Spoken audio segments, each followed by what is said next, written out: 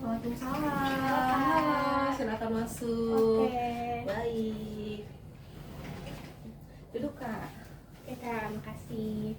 Assalamualaikum. Waalaikumsalam Kak. Boleh nih perkenalkan diri dulu. Oke. Perkenalkan, saya Oike Riani dari SMK Negeri 7 Bandar Lampung. Saya kelas 11, umur saya 15 tahun. Baik ya. Izin memperkenalkan diri saya dulu ya.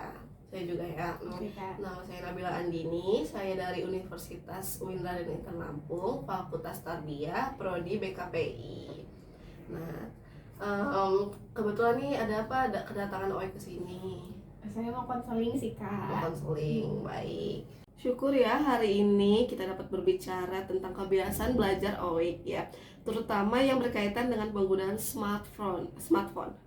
Boleh ceritakan sedikit bagaimana kebiasaan belajar OIK di rumah? Biasanya sih Kak, saya belajar malam. Tapi sering banget terganggu sama HP. Kadang niatnya cuma mau buka Google buat cari materi, tapi malah buka Instagram dan TikTok gitu. Jadi kelabasan gitu Kak. Oh, jadi awalnya itu ya, OIK itu ingin belajar, tapi akhirnya tuh terdistraksi oleh media sosial, begitu kan OIK?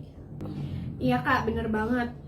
Kadang sadar waktunya udah habis dan tugas belum dikerjain.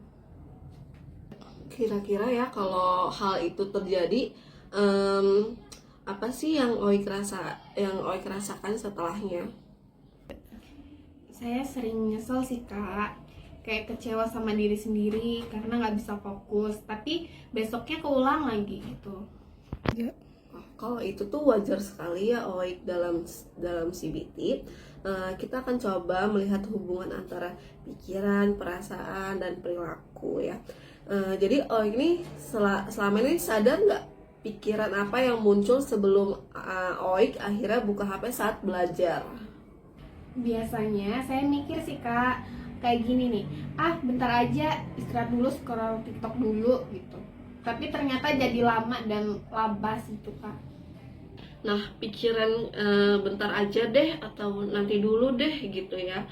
Itu adalah contoh pikiran otomatis yang memicu perilaku distraksi gitu. Iya Kak, bener banget, betul itu.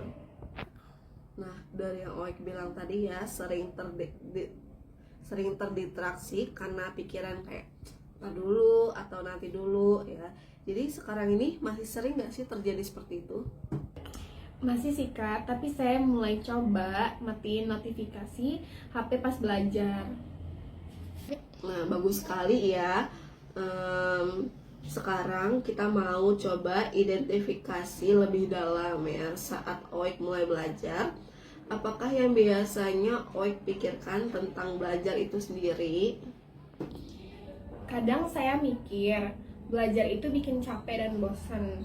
Jadi HP kayak pelarian gitu sih Kak. Menarik ya. Jadi OIK itu nganggap belajar tuh sebenarnya capek gitu ya, atau bosan, nggak menarik ya. Pikiran itu memunculkan perasaan apa kira-kira buat OIK? Jadi males sih Kak.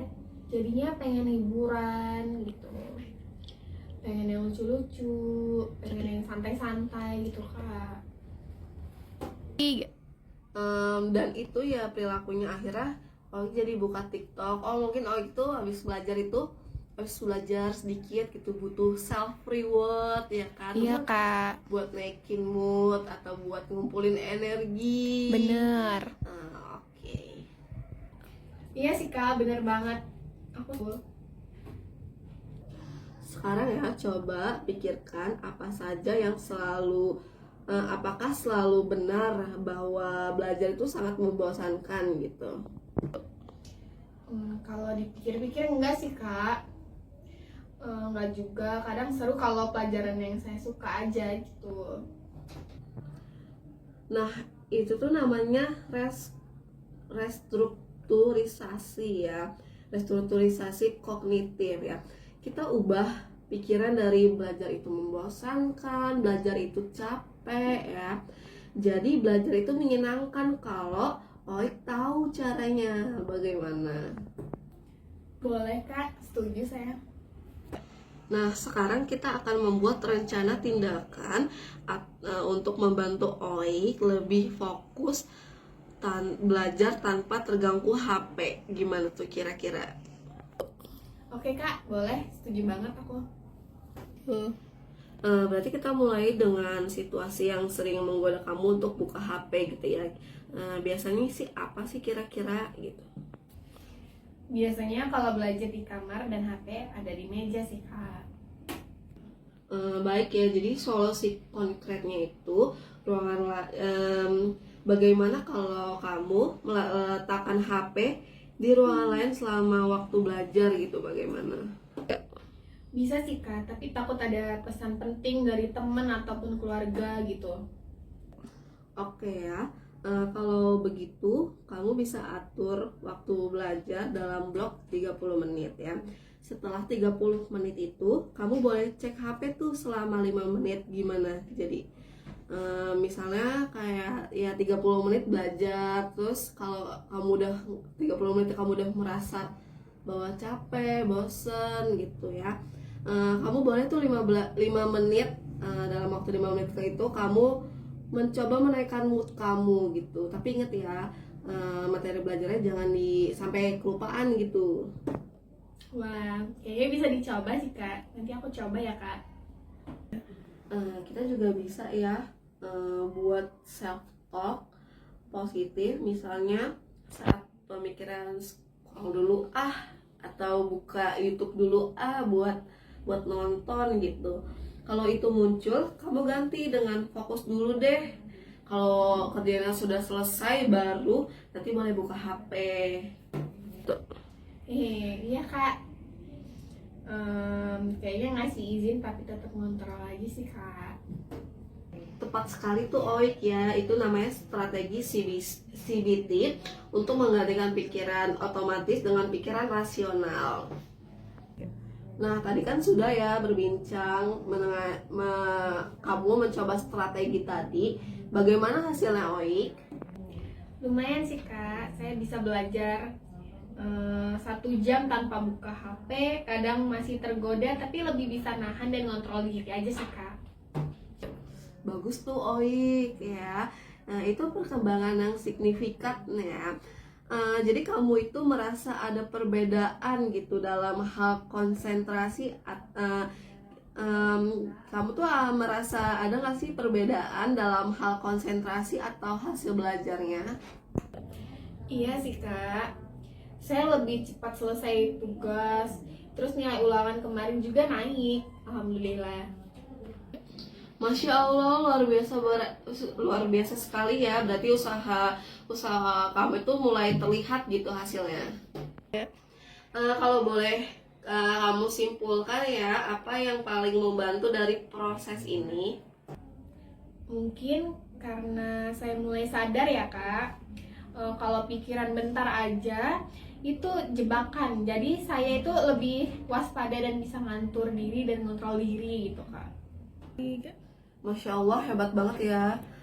Itu artinya kamu sudah menerapkan prinsip CBT dengan baik ya. Jadi menyadari pikiran, terus mengubahnya, terus kayak melatih perilaku baru gitu. Makasih ya kak, sekarang saya jadi lebih yakin bisa kontrol diri. Sama-sama ya Oi, pertahankan kebiasaan baik kamu. Kalau ada kendala kita bahas lagi di konseling selanjutnya. Bagaimana Oi, kira-kira setuju nggak? Boleh sih kak, aku setuju. Baik, kira-kira sampai sini saja konseling dari saya ya. Terima kasih Oi sudah mau konseling kepada saya, jauh-jauh kesini kepada saya. Semoga konseling hari ini dapat bermanfaat bagi Oik, bagi konsentrasi belajar Oik ya. Kira-kira itu saja, saya tutup. Wassalamualaikum warahmatullahi wabarakatuh. Waalaikumsalam kak, terima kasih banyak kak Nabila. Iya, terima kasih Oik. Iya, Saya Kak. antar. Pulang ya kak. Iya, dadah, hati-hati di jalan.